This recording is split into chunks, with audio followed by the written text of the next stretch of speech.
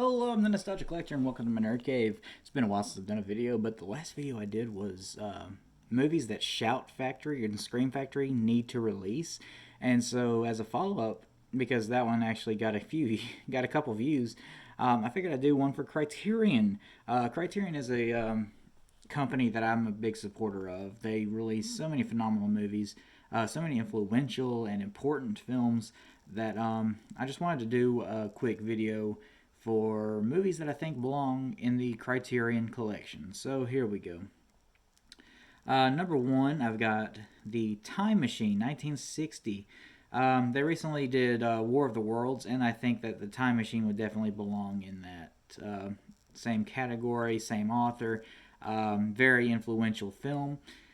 So, yeah, the 1960 Time Machine. Next up, High Noon. Now, that one did get an olive release, but because of the importance of that film, I think that it would be perfect to go into the Criterion collection.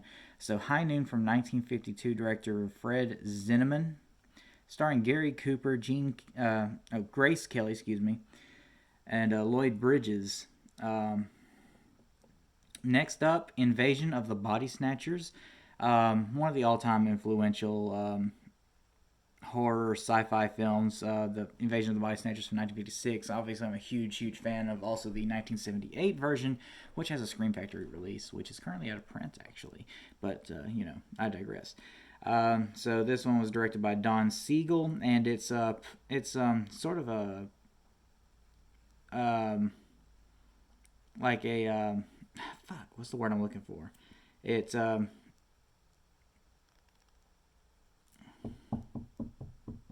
I'm not doing great, am I?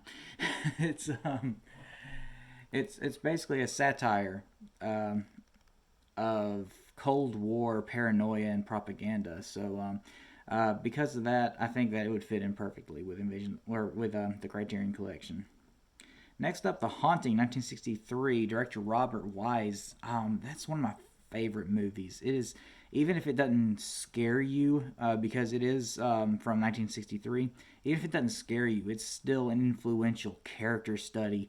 Most of the time, you don't even know whether or not there are actually ghosts or if it's the figment of a broken mind. And it's a great film. Obviously, skip the 1999 version. That one's god awful.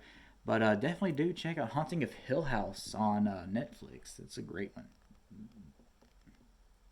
Another Robert Wise film, The Day the Earth Stood Still, the original from 1951. Just skip the Keanu Reeves one. Um, just it's one of the great sci-fi films of the 50s, and I think that it definitely is also one that belongs in Criterion because it basically talks about how man is basically going to destroy itself with its own hubris. So definitely need that one in the collection. And if you haven't seen it, check it out. It's included in the 3 disc Blu-ray release of the remake. So it's worth a watch. Next up, because it was on Netflix, and Netflix and Criterion do have a thing going on. And this one's directed by Joel and Ethan Cohen, who aren't strangers to the Criterion Collection. Ballot of Busters Scruggs from 2018. It's sort of an anthology western, and it was really good. I definitely recommend checking that out on Netflix. Another Netflix film from Spike Lee, Da Five Bloods from 2020. Basically jumps back and forth in time from present day to the Vietnam War of these 5 former soldiers from the Vietnam era, black soldiers. So obviously they dealt with a lot of stuff besides the war in the 60s and 70s. But it's definitely worth a watch. Also on Netflix, so by all means check that one out. Again, Spike Lee, so it's hard to go wrong on that. Next up, Lolita, a very controversial film from 1962, directed by Stanley Kubrick. It does not have a Blu-ray release, and I just think that Criterion should jump on it.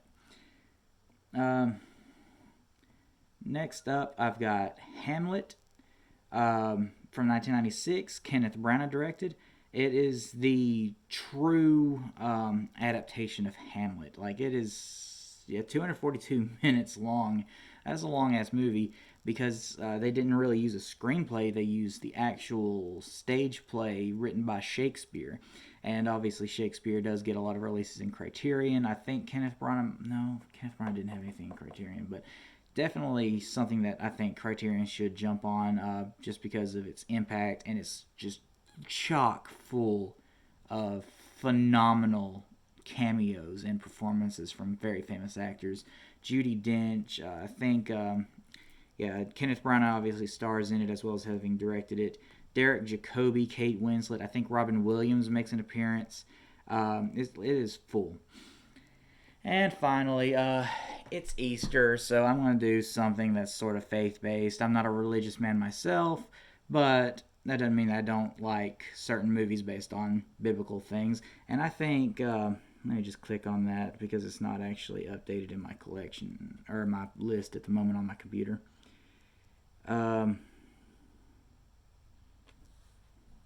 Forgive me, my computer is like remarkably slow.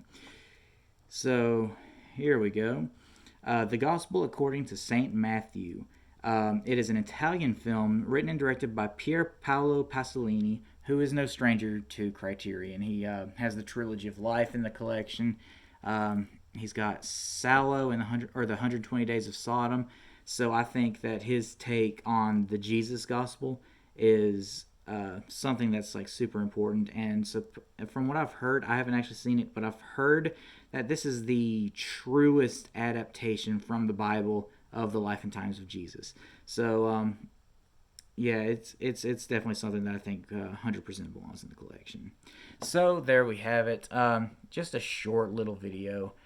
Nothing special. I just felt like I had to do something, and like I said, Criterion's just a company that I love to support. I love to buy their movies, and I've got a whole section of my film catalog that's just shelves of Criterion releases.